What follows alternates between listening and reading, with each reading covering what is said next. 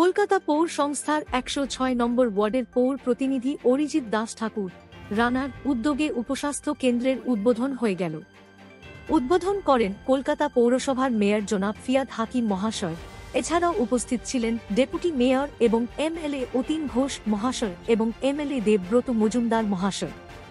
অরিজিৎ দাস ঠাকুর তার বক্তব্যে বলেন, এই উপস্বাস্থ্য কেন্দ্র করতে গিয়ে অনেক বাধার সম্মুখীন হতে হয়েছে, তারপরও আমরা থেমে না থেকে এগিয়ে গিয়েছি।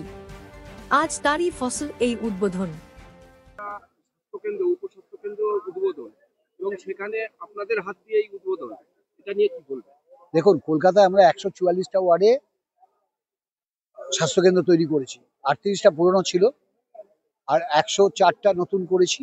এই ৩৮টাকে রিনোভেশন করে তৈরি করেছি ২০১০ থেকে ২০১৫-র মধ্যে। আর ১৫-র পর থেকে আমাদের লক্ষ্য হচ্ছে স্যাটেলাইট হেলথ সেন্টার। আমরা ৮০টা স্যাটেলাইট সেন্টার অনুমোদন দিয়েছি। তার মধ্যে আমরা ইতিমধ্যেই ২২টার উদ্বোধন সম্পন্ন হয়েছে, আজকে নিয়ে ২৩টা হলো।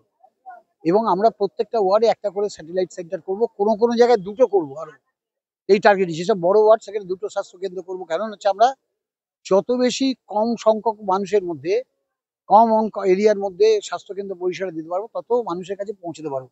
এখন আমাদের লক্ষ্য প্রতি ১৫,০০০ জনসংখ্যা পিছিয়ে একটা করে স্বাস্থ্যকেন্দ্র। এমনি আমরা দেখেছি ২০১১-র পর থেকে বিভিন্ন হসপিটালে বিশাল বিশাল বিল্ডিং এবং বেডও অনেক বেড়েছে, স্বাস্থ্য পরিষেবার অনেক উন্নতি। সেইটা মাননীয় মুখ্যমন্ত্রী এই স্বাস্থ্য উপরে বিশেষভাবে গুরুত্ব দিচ্ছেন, এটা নিয়ে কি বলবেন? দেখুন, আমি তো আমার বক্তৃতাও বললাম যে উনি চান যে প্রাইমারি হেলথ কেয়ারের চাপটা যাতে টার্সিয়ারি হসপিটাল মানে বৃহৎ হসপিটালে না পড়ে। কারণ বৃহৎ হসপিটালে জরুরি পরিষেবাগুলো, গুরুতর চিকিৎসাগুলো, দুরূহ চিকিৎসাগুলো হয়। তো স্বভাবতই ওনার এটা লক্ষ্য যে মাল্টি স্পেশালিটি হসপিটাল করা, যাতে সাধারণ মানুষ বিনামূল্যে বা স্বাস্থ্যসাথী কার্ডের মাধ্যমে দুরূহ চিকিৎসাগুলো করাতে পারে। এবং করাচ্ছে, মানুষ বিনামূল্যে হার্ট অপারেশন করছে, লিভার ট্রান্সপ্লান্ট হচ্ছে, এইসব কাজগুলো হচ্ছে। হ্যাঁ, কিডনি ট্রান্সপ্লান্ট হচ্ছে, এগুলো এখন সরকারি হাসপাতালে বিনামূল্যে হচ্ছে। তো ন্যাচারালি মাননীয় মুখ্যমন্ত্রী স্বাস্থ্যসাথী কার্ড এবং স্বাস্থ্য পরিকাঠামো উন্নয়নের মধ্যে দিয়ে বাংলায় একটা যুগান্তকারী পরিষেবা সৃষ্টি করেছেন। এবং তার পাশাপাশি প্রাইমারি হেলথ কেয়ারকে আমাদের উৎসাহিত করে, আমাদেরকে সাহায্য দিয়ে আমরা প্রাইমারি হেলথ কেয়ারকে স্ট্রেনথেন করছি। তার একটা উদাহরণ আজকের এই স্বাস্থ্যকেন্দ্র। এখানে ডেঙ্গুর থেকে শুরু করে, ম্যালেরিয়া থেকে শুরু করে, টিউবারকুলোসিস থেকে শুরু করে বাকি যত ধরনের রক্ত পরীক্ষা হয়, সমস্ত রকম পরিষেবাই এখানে, যেটা আমাদের রামলাল বাজারে ছিল সেটা এখানে সবটাই থাকবে। আগে দেখা যেত যে যদি একটা ছোট কিছু ঘটনা ঘটতো, সেটা এই আমাদের পিজি থেকে মেডিকেল থেকে সে ছুটতে হতো। কিন্তু মাননীয় মুখ্যমন্ত্রী আসার পর থেকে দেখা যাচ্ছে ওয়ার্ডে ওয়ার্ডে।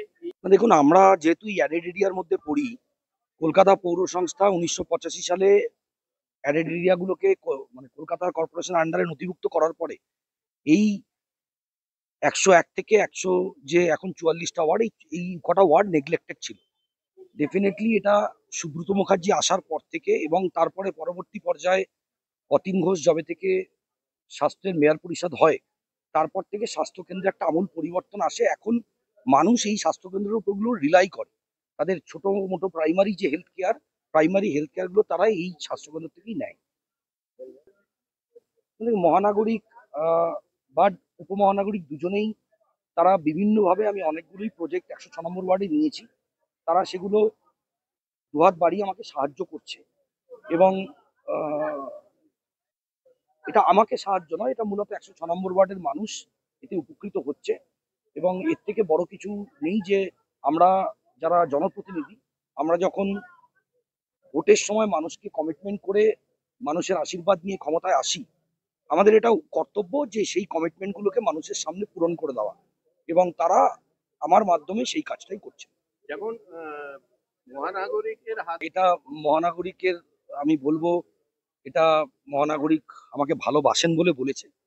আমাদের কলকাতা শহরে অনেক কাউন্সিলর আছে যারা সত্যি অ্যাক্টিভ, যারা ভালো কাজ করে, আমিও তার মধ্যে একজন, এইটুকুই বলতে পারি। না, এটা এখানে রেগুলার বেসিসেই করা হচ্ছে। এবং শুধু খাল নয়, খাল, তারপরে যেখানে জঙ্গল রয়েছে, যেখানে বিল্ডিং কনস্ট্রাকশন মেটেরিয়াল পড়ে থাকে, সমস্ত জায়গায় আমরা যাচ্ছি, আমরা গিয়ে ওয়ার্নিং দিচ্ছি, আমরা পাবলিককে নোটিশ করছি, এবং তাতে যদি মানুষ সচেতন হয় ভালো, তাহলে আমরা কেস পর্যন্ত করছি।